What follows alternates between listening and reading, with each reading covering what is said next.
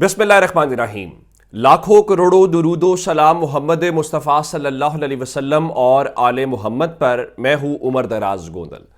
سب سے پہلے آپ سب کو رمضان المبارک کی بہت بہت مبارک ہو۔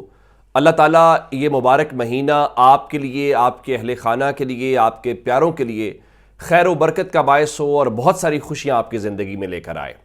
اب آغاز کرتے ہیں۔ ظاہر ہے سیاسی معاملات تو ہم نے ڈسکس کرنے ہوتے ہیں۔ کل جو کچھ ہوا آپ جانتے ہیں، گرفتاریاں ہوئیں، نہ صرف لاہور میں ہوئی، وہ حافظ فرحت عباس صاحب جن کی گرفتاری ہوئی اور جس دوران میرے ساتھ بھی سب کچھ ہوا، اس دوران الزام جو لگائے میں نے آپ کو بتایا گیا، جنہوں نے فائرنگ کی ہے، پسٹل برآمد، ان کو انسداد دہشت گردی کی عدالت میں ان کو پیش کیا گیا، ان پہ دہشت گردی کا مقدمہ بنا دیا گیا اور اس کے بعد ان کا جسمانی ریمانڈ بھی منظور ہو گیا۔ اب سے تھوڑی دیر پہلے کور کمیٹی جو پاکستان تحریک انصاف کی ہے، اس نے اعلامیہ جاری کیا ہے اور اس میں نہ صرف انہوں نے اس کی مذمت کی ہے بلکہ دیگر تمام جو گرفتاریاں ہیں ان کے متعلق بھی غیر قانونی ان کو قرار دیا۔ لیکن اصل خبر جو ہم نے کل دیکھا، اسلام آباد میں مقدمات درج ہوئے اور اب گرفتاریاں کرنے والے ہیں کون؟ ظاہر ہے یہ گرفتاریاں ہماری آنکھوں کے سامنے پنجاب پولیس نے کی، اور اس سے پہلے یہ سلسلہ کون چلا رہا تھا؟ اس سے پہلے یہ سلسلہ محسن نقوی چلا رہا تھا، اور اب کون چلا رہا ہے؟ اب مریم نواز شریف کے اوپر یہ آئے گا۔ آج مریم نواز شریف جو ہیں وہ سول سیکریٹریٹ میں پیش ہوئیں اور وہاں پہ اے بی این نیوز کے وسیم جو رپورٹر ہیں، بڑے ینگ انرجیٹک، انہوں نے ان سے یہ سوال کیا کہ گرفتاریاں سب کچھ، الزام تو سارا آپ کے اوپر آ رہا ہے۔ تو ان کا میرے اوپر الزام کس بات کا ہے؟ ان کا اگر آپ نے سڑکوں پہ نکلنا ہے تو آپ کو رسپانسبل سٹیزن بننا پڑے گا۔ اور پھر انہوں نے کہا کہ جناب یہ اگر آپ رستہ بند کریں گے اور یہ سب کچھ کرنے کی کوشش کریں گے، کون سے ملک میں ہوتا ہے کہ آپ حملہ کر کے لوگوں کو چھڑوا لیں؟ اگر آپ یہ سمجھتے ہیں کہ جمہوری ملک میں انتشار پھیلانے کے لیے آپ جمہوریت کو استعمال کریں گے تو میں ایسا بالکل نہیں ہونے دوں گی۔ بالکل ٹھیک ہے۔ مریم نواز سے پہلے بھی کہا تھا کہ وہ رتھ لیس ہو جائیں گی۔ وہ کہتی ہیں جی سیاست جمہوریت کی آڑ میں عدم استحکام لانے والوں کے لیے کوئی رعایت نہیں ہے، جمہوری حق انتشار پھیلانے کے لیے استعمال نہیں کرنے دوں گی، عوامی املاک کو نقصان پہنچانے کا اندیشہ ہوگا تو قانون حرکت میں آئے گا۔ یہ ان کا بالکل حق ہے جی، وہ کچھ بھی کہنا، لیکن کل نہ کسی املاک کو نقصان پہنچایا گیا، نہ کچھ کیا گیا۔ پرامن لوگ تھے جن کی ریلی جی پی او چوک پہنچنے سے پہلے ہی پولیس نے اپنا کام شروع کر دیا۔ تو شاید یا تو وزیر اعلیٰ یہ مرضی سے کروا رہی ہیں، یا ان کو صحیح رپورٹ نہیں دی جا رہی، یا وہ سمجھنا نہیں چاہتی۔ آپ یہ سٹینڈرڈز قائم کریں گے، کل کو آپ نے بھی اپوزیشن میں آنا ہے، پھر کیا جواب دیں گے، کیا جسٹیفیکیشن دیں گے؟ اور اس کے اوپر آج عمر ایوب جو پاکستان تحریک انصاف کے ہیں، انہوں نے اس بارے میں کہا، ان کا یہ جو آئی جی پنجاب ہے وہ شریف خاندان کا یوں لگتا ہے جیسے کوئی ذاتی ملازم ہے، لیکن اصل خبر کچھ اور ہے۔ خاص کر جو افسران گرفتاریاں کر رہے ہیں اور جو لوگ پولیس والے گرفتاریاں کر رہے ہیں، اس سے متعلق تحریک انصاف نے اپنے پلان کا اعلان کر دیا۔ دیکھیں یہ نگران حکومت نہیں ہے کہ محسن نقوی رونت کے ساتھ جواب دے کے نکل جائے اور اس کو کوئی پوچھے بلائے، نہیں۔ یہاں پہ پنجاب میں اپوزیشن ہے، پاکستان تحریک انصاف، وفاق میں اپوزیشن ہے، ان کے پاس پبلک مینڈیٹ ہے، وہ آپ سے جواب لیں گے۔ اور وہ کیا ہے؟ انہوں نے کہا ہے جی ایک تو وزیر اعظم اور وزیر اعلیٰ پنجاب غیر آئینی ہے، وہ صدر کے انتخاب کو بھی آئینی نہیں مانتے، اور اس کے بعد انہوں نے یہ کہا ہے کہ دیکھیں ہمارے 100 سے زائد افراد کے خلاف جو ہے وہ مقدمات درج کیے گئے ہیں، پولیس نے اپنی بنیادی ذمہ داری نہیں نبھائی اور سلمان اکرم راجہ اور دیگر کو گرفتار کیا گیا، اور ہم آئین اور قانون میں رہتے ہوئے اسمبلی اور ملک میں مظاہرے کریں گے، یعنی وہ رک نہیں رہے۔ پھر انہوں نے کہا کہ آئی جی پنجاب مسلم لیگ نون کے گھریلو ملازم بن گئے ہیں، پولیس کا ایک ہی کام رہ گیا ہے کہ پی ٹی آئی کو کچلا جائے۔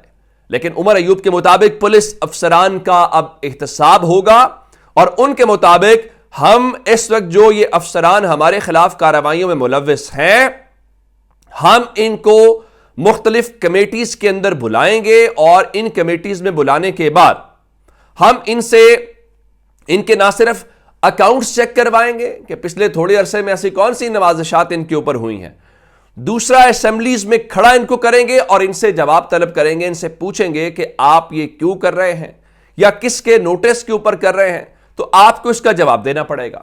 اب دوسری جانب جس سرکار نے کام شروع کیا، چونکہ محسن نقوی نے پنجاب میں کام شروع کیا، تو لگتا یہ ہے کہ جناب وہ جن کے لیے کام کر رہے تھے وہ اتنے خوش ہوئے کہ وہ جناب ان کو اٹھا کے وزارت داخلہ لے کے چلے گئے. اور وزارت داخلہ پہ اتنے اہم ہیں کہ ذرا خواجہ آصف کے بعد ذرا شخص دیکھیے کون کھڑا ہے.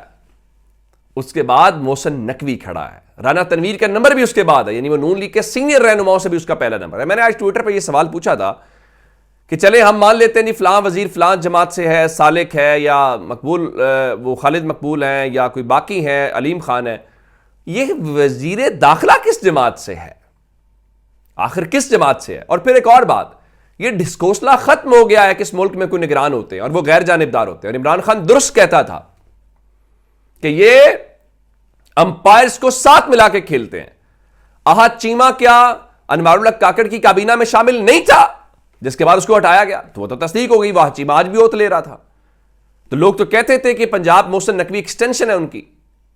تو اب مجھے بتائیں آج جب اس نے اوت لے لیا کس بات کی تصدیق؟ یہ ختم کر دیں, یہ نگران وگران والا ختم ہو گیا. یہ تو نون لیگ پیپلز پارٹی کی حکومت تھی, اور محسن نقوی کے اوپر آخر ایسی کون سی نوازشات ہیں؟ لوگ تو کہہ رہے ہیں کہ اب مسلم لیگ نور کو مسلم لیگ نواز نہ سمجھا جائے, مسلم لیگ نقوی سمجھا جائے نون سے مراد. پھر شاید میترا صاحب یہ کہہ رہے تھے جس رفتار سے محسن نقوی کو عہدے دیے جا رہے ہیں, یوں لگتا ہے جیسے 2-4 مہینوں میں کرنسی نوٹس کے اوپر قائد اعظم کی جگہ کے اوپر بھی اس کی تصویر چھاپ دی جائے گی.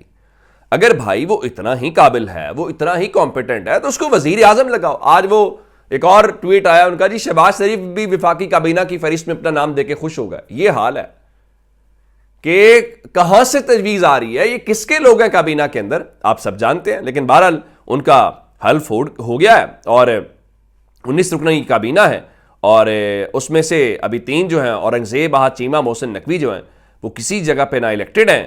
لیکن کوئی بات نہیں ہے, وہ الیکٹ ہو جائیں گے. ان کو آئین یا قانون جو ہے وہ ظاہر مانی نہیں رکھتا. اور پاکستان میں چیزیں کیا چل رہی ہیں, ذرا ایک میڈیا مالکان کی ایک تنظیم ہے جس کو پاکستان براڈ کاسٹنگ ایسوسی ایشن کہتے ہیں, یعنی PBA.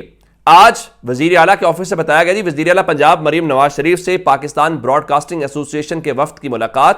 وفد میں میاں عامر محمود, شکیل مسعود, سلطان علی لاکھانی اور ناز آفرین سہگل. انہوں نے اب مبارکباد دی وزیر اعلیٰ کو, لیکن اگلی لائن بڑی امپورٹنٹ ہے.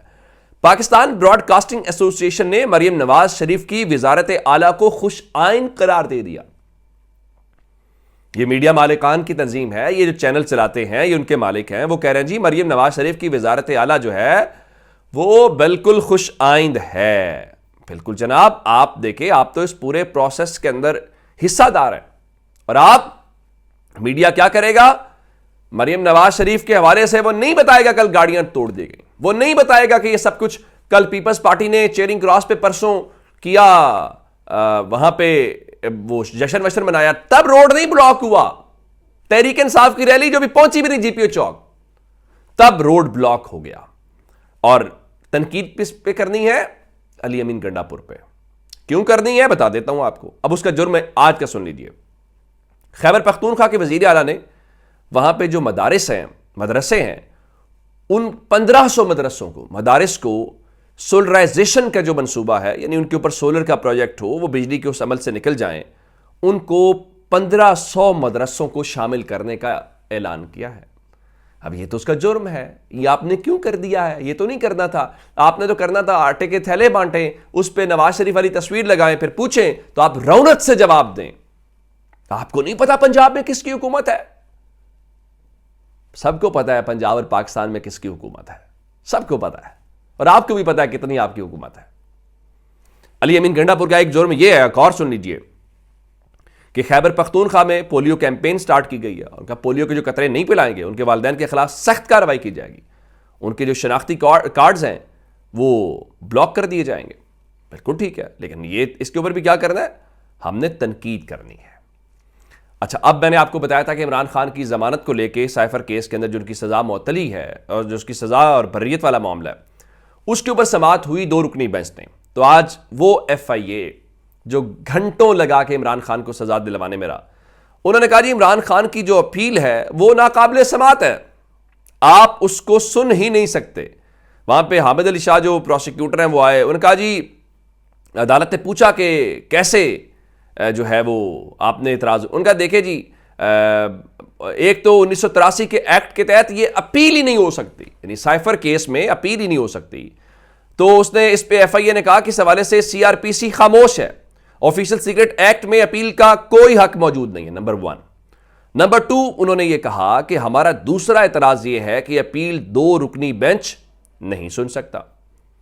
اچھا، یہ معاملہ ہو گیا، اب عدالت نے ان سے کہا کہ آپ، اس کے بعد عمران خان کے وکلاء نے کہا سن سکتا ہے۔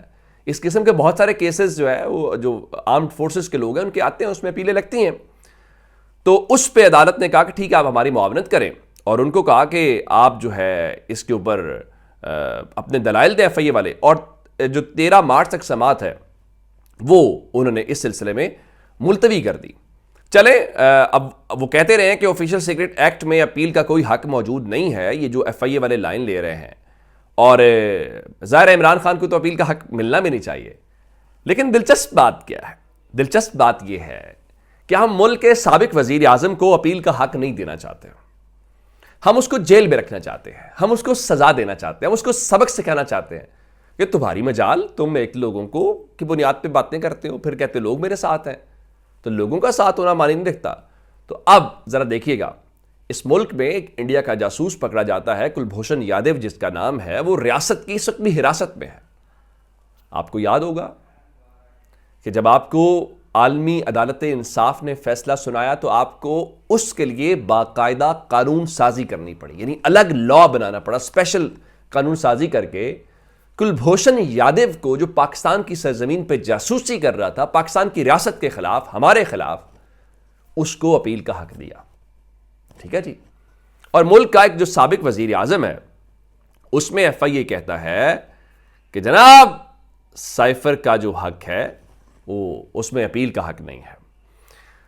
آج بیرسٹر گوہر بھی بڑے بھولے ہیں، کہہ رہے جی عمران خان کے خلاف مقدمات غیر آئینی طور پہ چلائے گئے، سپریم کورٹ اس کا نوٹس لے۔ پھر انہوں نے ہائی کورٹ میں درخواست دی کہ سینٹ انتخابات ہو رہے ہیں، ہم نے کچھ ڈاکومنٹس لے کے جانے ہیں، عمران خان سے مشاورت کرنی ہے، تو ہمیں وہ مشاورت کے حوالے سے جو ہے وہ اجازت دی جائے۔ بہت بھولے ہیں، اپنا بہت سارا خیال رکھیے گا۔ خدا حافظ۔